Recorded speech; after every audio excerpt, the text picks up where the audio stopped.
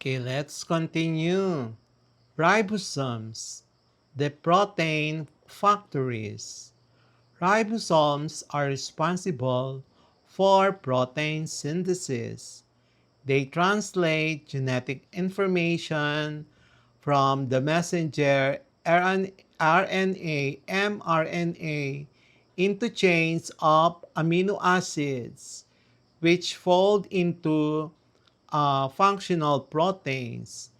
Many of the enzymes required for both photosynthesis in the chloroplast and cellular respiration in the mitochondria are produced by ribosomes.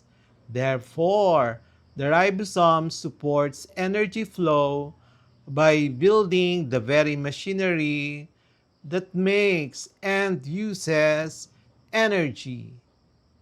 In summary, chloroplast converts solar energy into chemical energy, which is the glucose, which is then converted by mitochondria into a usable form, ATP, for the cell.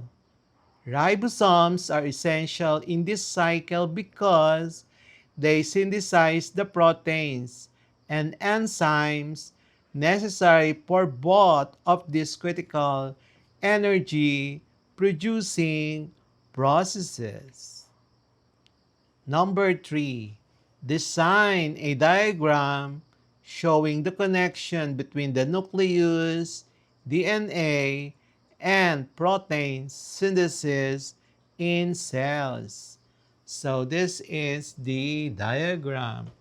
You see there the nucleus, and you have there the ribosomes, and then translation, and then you have um, the chains of the mRNA, the tRNA, and then the transcription, and then there's the protein. Protein synthesis is a two-step process that starts with the genetic information stored in the DNA within the nucleus and ends with the creation of proteins by ribosomes in the cytoplasm. The role of the nucleus and DNA.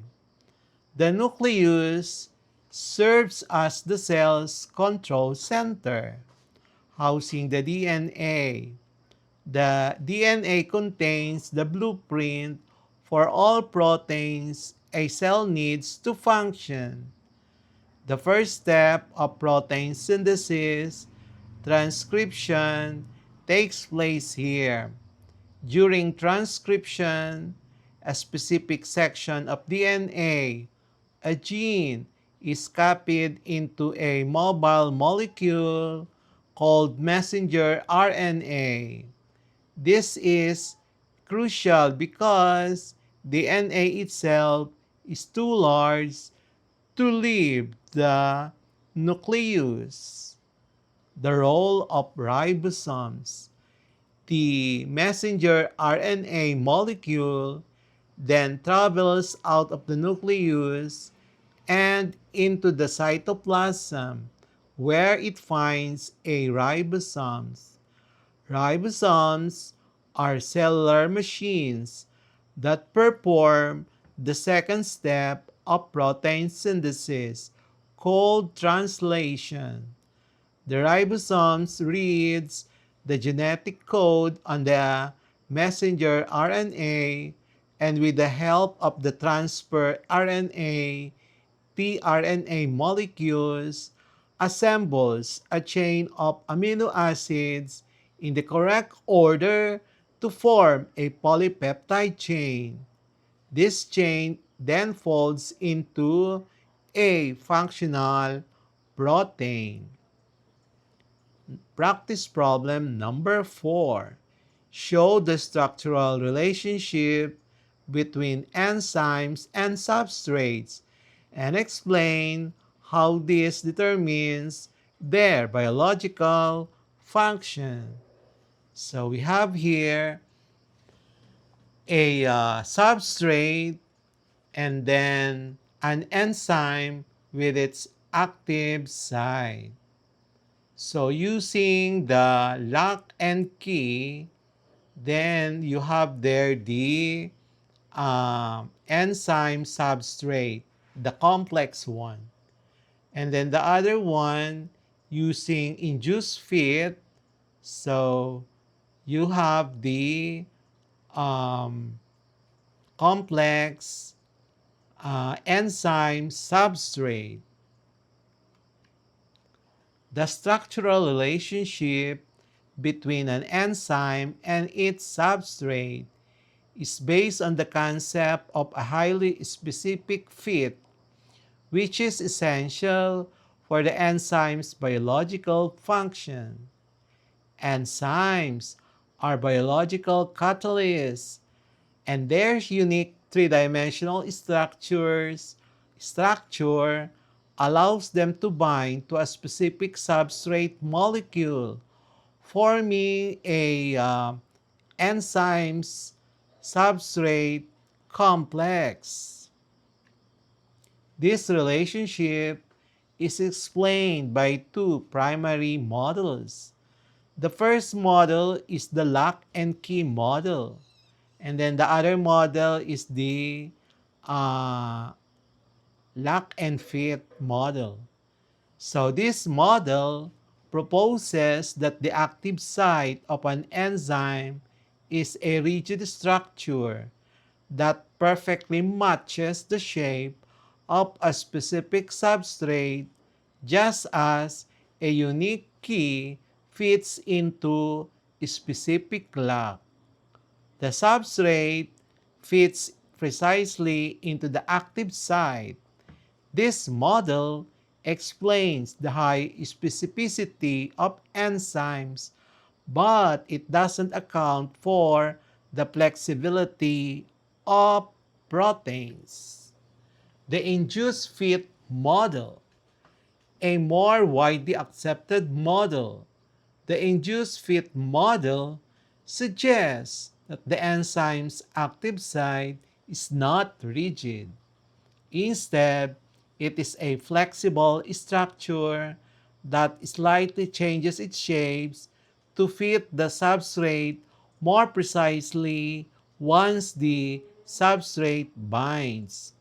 This conformational change helps to cradle the substrate and put stress on its chemical bonds, lowering the activation energy required for the reaction to occur.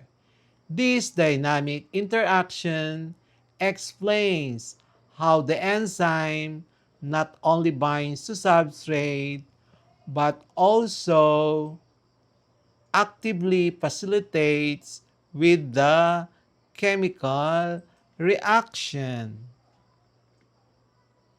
How structure determines function. The unique structure of an enzyme is crucial for its function in the following ways. Letter A. Specificity.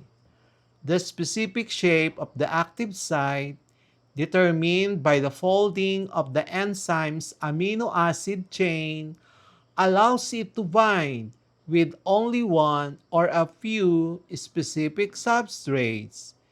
This ensures that the correct chemical reactions occur at the right time in the cell. Letter B. Catalysis. The precise arrangement of amino acids in the active sites lowers the activation energy of a reaction.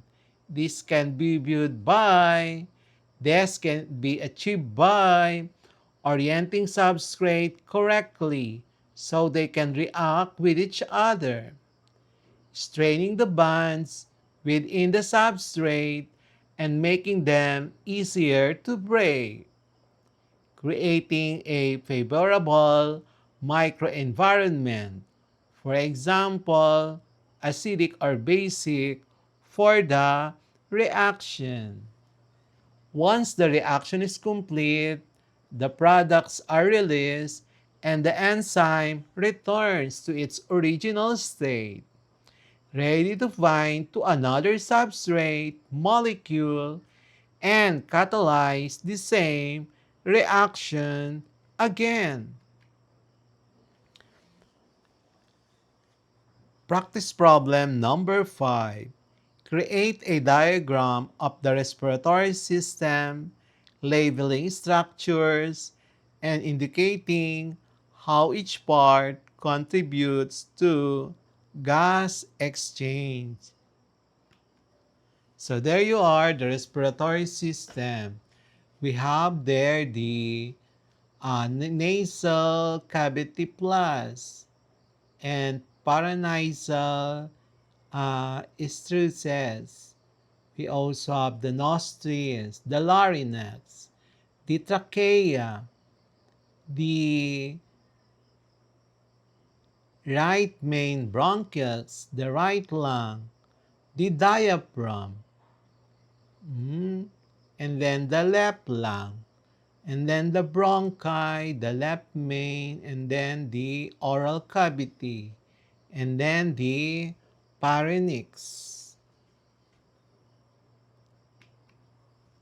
The human respiratory system is a network of organs and tissues that work together to perform gas exchange, which is the vital process of taking in oxygen and expelling carbon dioxide.